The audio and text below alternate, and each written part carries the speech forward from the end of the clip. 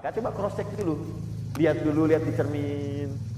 Cermin, tunjukkan pada saya apa saya banyak salahnya. Lihat, tanyakan pada cermin yang paling bagus, tanyakan pada pasangan hidup. Suami tanya pada istri, istri pada suami, tanya pada anak, pada tetangga. Cek, tuliskan satu-satu. Renungkan di sana. Bukankah setelah itu Anda ke Muzdalifah? Ya kan? Cari batu kan? Bukan batunya yang penting. Tapi Muzdalifah itu renungan untuk bisa melempari nilai-nilai keburukan atau sifat-sifat yang tidak baik yang melekat pada diri kita yang kita temukan di Arafah itu. Makanya setelah itu kita pergi ke Jamarat untuk melontar itu. Aqabah itu gambaran dari nafsu, sesuatu yang besar. Wusta, lingkaran setikaran yang dekat. Ya. Kemudian ula, faktor yang paling jauh. Yang menyebabkan manusia berbuat buruk cuma 3 hal. 1, nafsunya sendiri. Kadang-kadang orang berbuat buruk bukan karena lingkungan sekitar, tapi kemampuan dirinya yang tidak bisa menaklukkan nafsunya. Anda duduk, ada teman Anda lewat, nggak nyapa, Anda marah. Kenapa marah? Bukan karena dia nggak nyapa, tapi karena Anda tidak bisa mengendalikan nafsu Anda dalam menilai orang lain. Barangkali nggak nyapa karena buru-buru. Barangkali nggak nyapa karena sakit gigi. Tapi karena nafsu nggak bisa kita taklukkan, kita simpulkan sendiri, lalu kita marah. Maka kita lontari itu. Ini yang membuat saya cepat marah. Ini yang membuat saya cepat cerewet. Ini yang membuat saya suka kurang bagus pikirannya. Lontar. Maka Anda katakan, Bismillahirrahmanirrahim. Kadang-kadang dirinya baik, lingkungan sekitar kurang baik. Maaf sekali, suami baik misalnya, karirnya bagus, tiba-tiba ada hal-hal tertentu dari istri yang merubah keadaan ini. Bapak Bupati, masa mobil Avanza, yang camat aja Innova, itu tiap hari kalau sekali 2 kali bisa dilawan. Ya, tapi kalau tiap hari kan repot.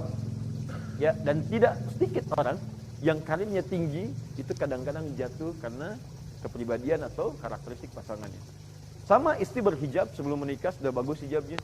Tiba-tiba menikah dengan seorang suaminya.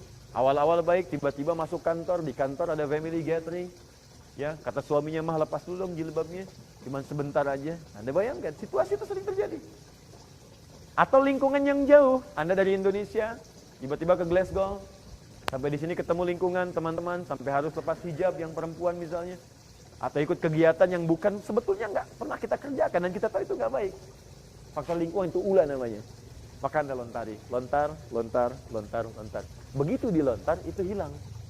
Saat hilang itulah kemudian Anda renungkan lagi di Mina, pengen lebih baik, sampai selesai. Begitu pulang, yang jeleknya hilang, yang baik muncul. Disebut dengan birrun. Kalau melekat pada diri kita disebut dengan mabrur. Maka disebut dengan haji mabrur. Orang yang berhaji, yang telah merubah dirinya jadi orang baik. Jadi ternyata haji pun puncak tertingginya sedekah. Detailnya disebut dengan birrun. Melekat pada diri kita disebut dengan mabrur. Karena ini puncak terhadap pahala sekian. Sholat pahala sekian yang fisik. Karena ini menggabungkan antara harta dengan fisik, makanya pahalanya lebih tinggi dibanding yang lain. Dan yang paling menarik, sebetulnya ibadah nggak ada gelarnya. Tapi yang ini seakan disematkan sebuah gelar kepadanya. Padahal bukan gelar, itu pengingat. Karena tinggi, coba lihat. Kalau ibadah gelar,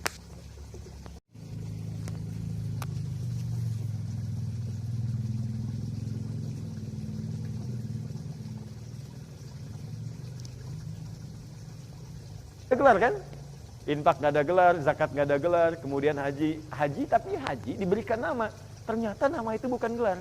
Nama itu pengingat karena Anda telah mengerjakan perbuatan tingkat paling tinggi pada jenis kebaikan.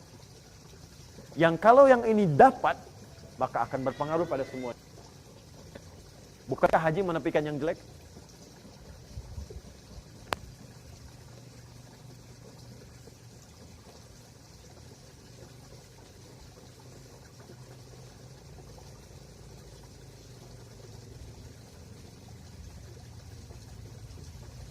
Kalau yang jelek hilang kan yang ya kan? Berbaginya baik. Saat bicara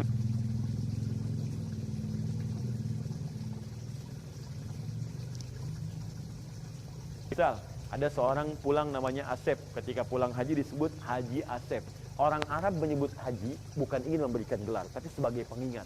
Pak, Bapak sudah haji, jangan lagi ditukar haji itu yang baik dengan menukarnya dengan perbuatan buruk. Ada jaminan surga, sayang kalau surga ditukar dengan perbuatan maksiat.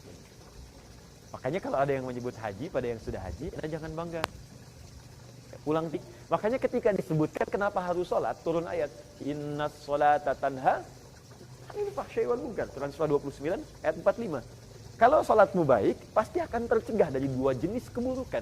Keburukan itu cuma dua, nggak ada yang ketiga. Satu fahsya. Fahsya itu keburukan yang bersumber dari syahwat. Ya, maaf sekali.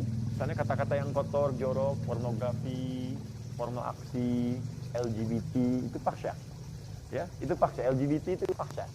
Jadi mustahil ada orang sholat berbuat fahsya, itu mustahil. Ya. Dalam hukum Islam pun ada hal-hal terikat tertentu yang memang nggak bisa dikerjakan oleh perbuatan yang fahsya. Ayo coba cek ya. Anda suka lihat handphone, ada gambar-gambar yang tidak elok. Kalau biasa sholat tuh pasti dipalingkan. Dan ada getaran di jiwa.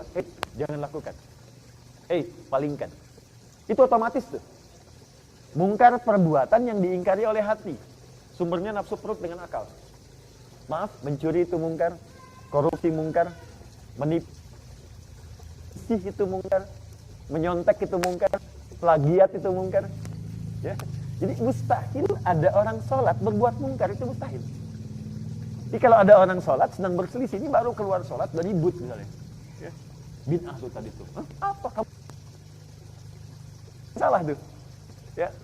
Kalau Anda keluar dari tempat sholat tertukar sendal, itu pasti mustahil, ada yang salah itu. Ini kayaknya punya saya deh.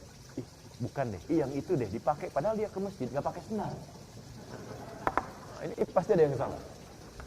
Oke. Jadi saya mau katakan prinsipnya orang Islam itu pasti baik karena konsep dasarnya sedekah. Cuman sayang ini maknanya direduksi gitu pada bagian yang kecil saja. Pada bagian yang hanya mengeluarkan dari paket kita sejumlah uang dimasukkan ke dalam kotak dan selesai menjadi sedekah. Tidak.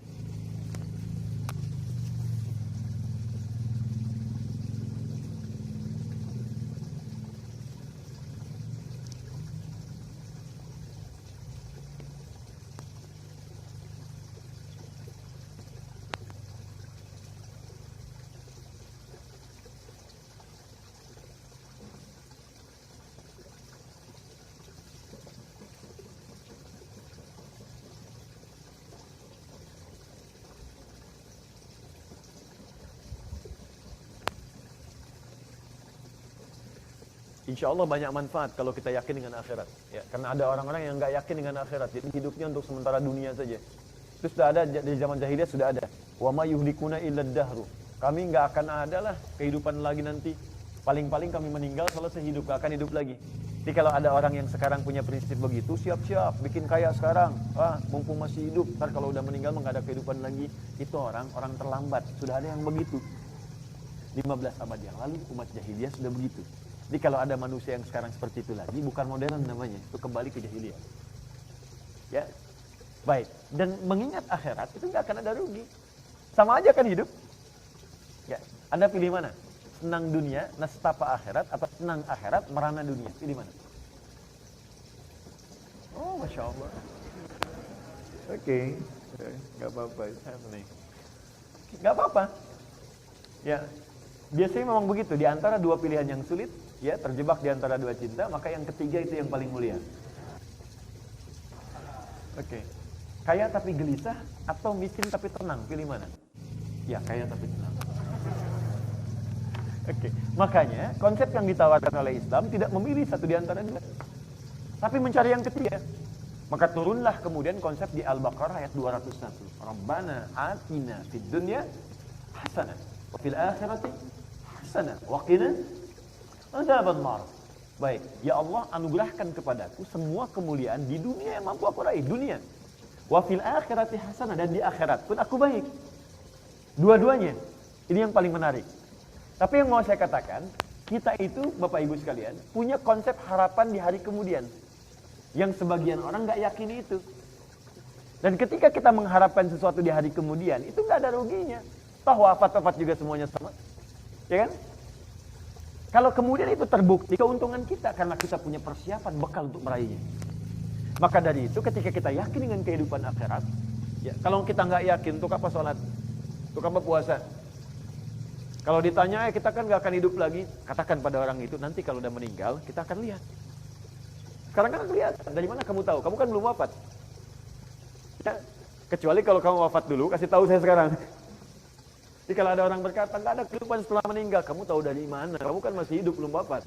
Kalau kita ingin buktikan nanti setelah wafat, saya kerjakan apa yang saya yakini, kamu kerjakan yang kamu yakini, nanti kita lihat setelah wafat apa yang terjadi. Fair kan? Objektif ya? Sederhana sebetulnya, nggak perlu pakai dalil.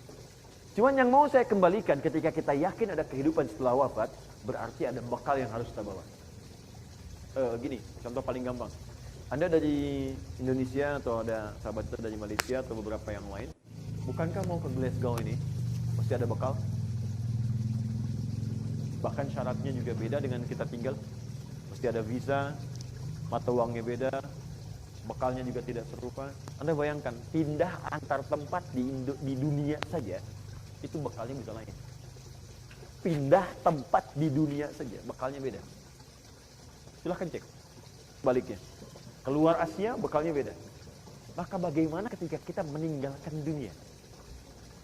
Di dunia saja pindah tempat di dunia, bekalnya sudah beda. Maka bagaimana ketika kita meninggalkan dunia? Bekal seperti apa yang harus dibawa? Kalau di dunia pindah, berarti bekalnya masih sekitaran dunia. Tapi kalau kita pindah dari dunia, berarti kan bekalnya bukan bekal dunia lagi kan? Ada yang lain yang kita siapkan. Maka dari itu Allah meminta kita mengerjakan sesuatu untuk mengumpulkan bekal di tempat yang bukan dunia. Itulah Allah turunkan sebabnya perintah-perintah ibadah. Yang perintah itu terkait dengan kebutuhan dunia kita dan bekal akhirat kita. Ini yang tadi kita katakan dengan sedekah tadi. Nah, sifat sedekah ini, Gus, ada yang disebut sedekah tsabitah. Sedekah tsabitah, yaitu sedekah pekerjaan baik yang pahalanya hanya akan berhenti saat kebaikan itu dikerjakan. Selesai. Coba hapus sebentar ya. Bentar.